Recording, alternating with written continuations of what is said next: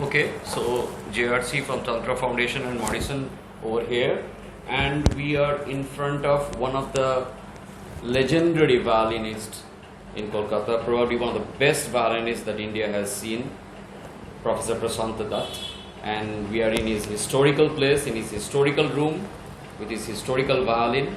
So we would start our conversations with him playing some of his favorite and soul-filling music. And sir, if you can want you to enjoy everything, and then we will talk with him. So we can start.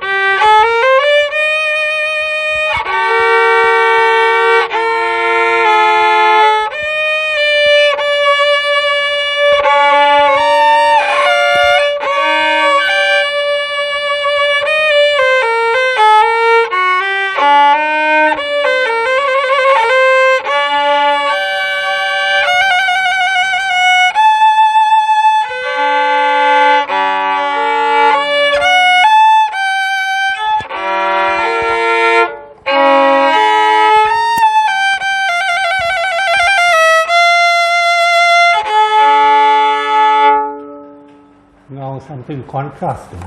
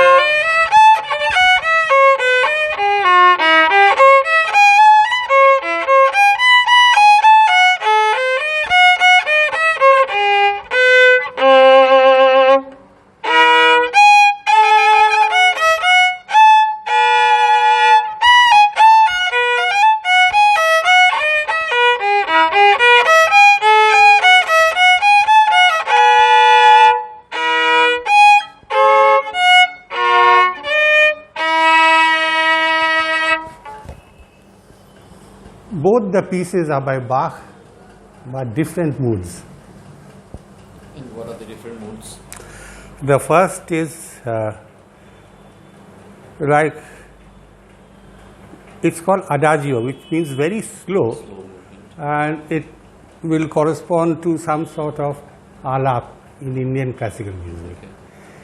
And the second one is also from the same volume of Bach's solo sonatas, and that is a gavotte, which is a dance. Yes, that's why it has that sense of flow and it's more yes. Yes, and the rhythm. Yes. It's like a river flowing, and the summer breeze and a flower head dancing. It, I think, corresponds more to the waltz movement, kind of, or any particular ballroom dances. Yeah, it is a dance. Gavotte is a dance, yes. But waltz is in 3 beats. 1, 2, 3. And this is 2. 1, 2, 1, 2. Okay. So any particular reason why you're so drawn to Bach? Well, first of all, in modern European music, Bach is like a cornerstone. Yes. Or in a sense, the genesis. Whereas the people who came before him, there were some great composers, but this era, it all falls in the Baroque period. This era is called the Age of Perfection, because the Baroque music, came to its perfection under Bach, Vivaldi, Handel. And I think you played the fireworks by Handel in the Park Street Cemetery when they're 250 years. Yes, that's right. That was quite some time back. Before the coronavirus. Yes. And like any particular pieces of Vivaldi that you like Four Seasons or something? Oh yes, Yes. I've played the Four Seasons and I'm totally enchanted by them. And I think often that this was a person who in the old days had this concept of writing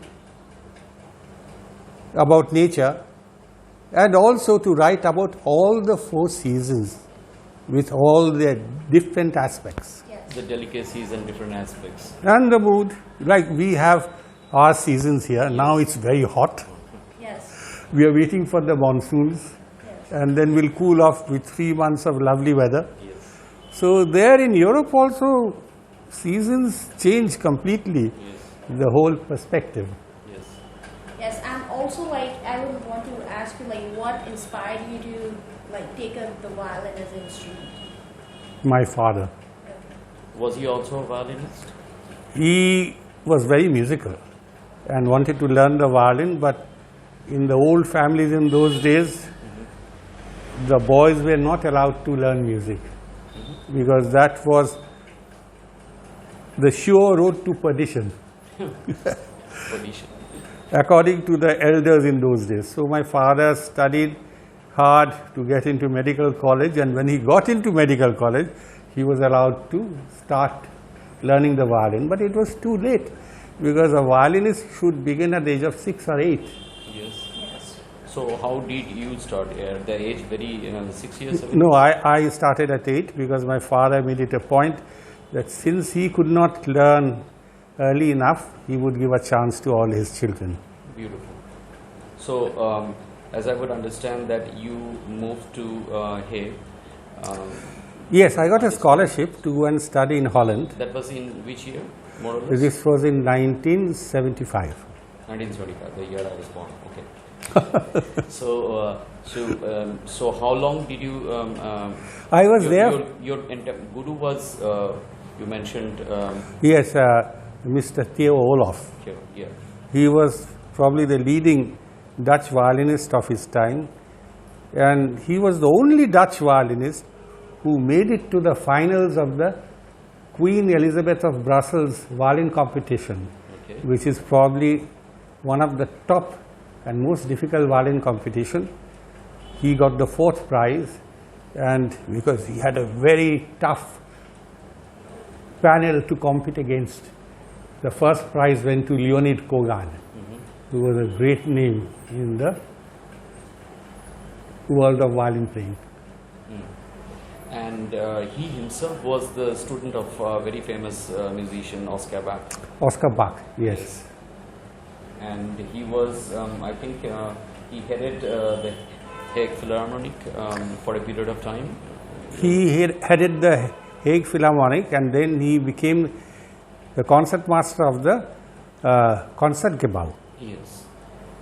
And also, like, I would want to ask you, like, when you were in Europe, like, do you think that, like, any other instrument apart from the violin which really fascinated you in this Western classical genre? Any chamber music you were talking about? Chamber music always fascinated me. Also, small ensembles, Yes. because there I think the possibility of perfection is more possible, if I can put it that way, because the difference between orchestral music and chamber music is that in chamber music each instrumentalist is a soloist, Yes. whereas in a orchestra you can have maybe 20 first violins. They are all playing the first violin part. Yeah. Maybe 20 second violins, 12 celli, Cherry. and maybe violas 8, etc., etc. So in that way, I think chamber music is, in a sense, more perfect. And if you ask me, then I think the most wonderful compositions of Beethoven are not his symphonies, Yes. but his string quartets. Yes. Yes, that's a very unique Yes. perspective Yes. because everyone like goes gaga after the Fifth Symphony. Yeah, Fifth Symphony is wonderful, no doubt about it, but I think the satisfaction one gets in his chamber music is fantastic, because if you look at the life of Beethoven, I mean, towards the end of his life, he composed only string quartets. String quartets, yes. So he, the great composer, also found his ultimate goal or peace of mind or whatever, or his meditation in his string quartets. So I was just reading somewhere, because I play the guitar, and I was reading that one of the major chords, if I just translate that into guitar chord of Beethoven, that starts with a very deep music tonality, is C sharp minor. Yes, yes. That's a very interesting thing. So I just wanted to encapsulate one more thing. You talked about the seasons.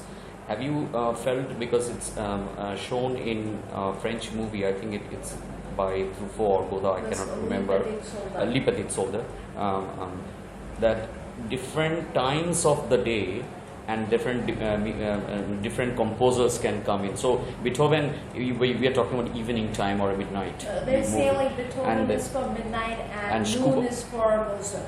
Yeah, and Schubert maybe early in the morning when you wake up. Is there has it ever? Have you ever personally felt something like that? Can be, different times of the day. Well, in a sense, you're right. And this is the concept we have in Indian classical music. Yes. Like you have Bhairo and Bhairavi, and then as the day progresses, you have the different ragas. But in Western music, as such, there is no fast rules. Yeah, fast rules. But like any personal composition, like you would say that brings joy to your morning, and you would end the day with. I think bringing joy in the morning, I would opt for Mozart. Okay. And you would want to end the day with? Very difficult questions you are asking. Different days I would like to end in different ways. Yes, but like I can understand that certain composers definitely have a strong connection with you, and that's why you said like with different days I would pick a different composers. So is it something that is coming from your own, like we were talking about your family history, and is it something that is coming from the strings of your family, like it has been so culturally enriched, and you, like your family has a huge history in literature and in music, so what do you think has drawn to you to this like Western classical form of music? Because we have not found many people in India to be that like a virtuoso like you. No, the thing is, first of all, I must say that I have been lucky. Yes. That my family background is what it is. But that's just luck. And also the reason I am drawn to this music is because maybe I have been born with a musical ear. Yes. Because musical ear is God gifted. So Satyajit Ray stresses that. You are born with it, or you are born without it. Yes. Now, how far you are able to develop it and use it or utilize it to master music, that is a different matter. But if you don't have a musical ear, then yes, it's difficult. you are deprived. I will say that. And any further plans, like anything in the future you want to see to the audiences? For the young people who would like to pick up instruments like... For the young people who would like to pick up instruments, I would always encourage them. Yes. And if they need any guidance or help, I'm willing to give it. I mean, just as an honorarium. Yes. I mean, nowadays I don't teach on regular basis because I move from place to place, and it's not fair on the pupils. Yeah. Because especially if you have a young pupil and then for 6 months the teacher disappears, that is very bad. So, two more points we will harp on. One is, since you are playing and now there is also this side of thing post-pandemic, which people are talking about health and well-being and wellness and music. I mean, when we were listening to say Tchaikovsky or say Prokofiev or Stravinsky, we know that music heals. Because definitely. It definitely works a therapeutic way. Absolutely. On the body and the emotions. In fact, many of the doctors, Prescribe. they prescribe Mozart as one of the composers. whose music soothes and heals and calms the nerves. The nerves, the Yes, central it's a nervous good system. medicine for the psyche. Yes, Yes. therapeutically it's Yes. been proved. Yes, and so since Professor Dutt is coming from a lineage and a history where music and literature has been very much part of the entire fabric, I would just mention a couple of things. Your great grandfather Kylas Dutt, right, and Toru and Aru Dutt's father, they were like cousins.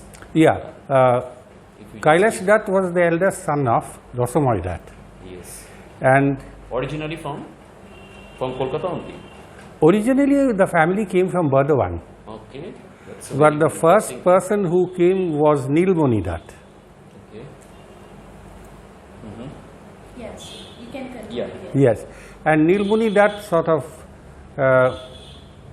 prospered in Calcutta, and one of his descendants settled in that area where we are from. His name was Ram Dutt. So from there, because he had a garden there, it became Rambagan. Rambagan. The name Rambagan has come. Yes, that's right. It's in history. And Rosamai Dutt's eldest son was Kylas Dutt, who was my direct ancestor. Yes. And his younger son was Pitambar Dutt, whose descendant was the famous Ramesh Chander Dutt. And Toru Dutt's father was the first cousin of Kylas Chander Dutt. And she passed away, I think, pretty young. Yes, unfortunately, they were three of them. The brother was Obju, the other sister's name was Oru, and she was Toru. So they contracted tuberculosis. It was prevalent during that period. Yes, prevalent means there was no treatment or cure for it. Yes. Antibiotics were not known. So they were made to eat and be very fat with the sort of belief that that would prevent the tuberculosis. But you know, bacteria is bacteria. So all three succumbed to tuberculosis. But we would want to mention that Yeah, she was so I will just the mention first that, person to write Toru an Dutt, English yeah, novel and a French novel as well. And yes. she's considered to be The first Emily Indian Bronte woman to of, have written a India. French novel, and she was considered the India's John Keats, described Yes, by and the British Emily- scholar Edward J Thomson. And I will just quote unquote read out, one of the most astonishing women that ever lived, a woman whose place is with Sappho and Emily Bronte, fairy and unconquerable of soul. So that's the lineage which he inherits, and the music and literature is very much part of the fabric of the entire history. And here we are with him. It's a historical moment for us, historical And we're very moment for the happy that international we could, audience also. document it for the audiences. Yes. And we hope that you really enjoyed. Yes, and he this. has played with All India Radio for long. He has also given free concerts in Shillong, I would think, Yes. right? Where your wife played the piano. So it's unthinkable. And I think Air Shillong, that point of time, they were previously playing Hindustani and Carnatic music. For the first time, they introduced through him Western classical music. So we are very privileged to be with one of the great pioneers of Western classical music, a legendary violinist, Professor Dutt. And would you just end with a small piece for the audience? Class. Take a little break. Then you play whatever.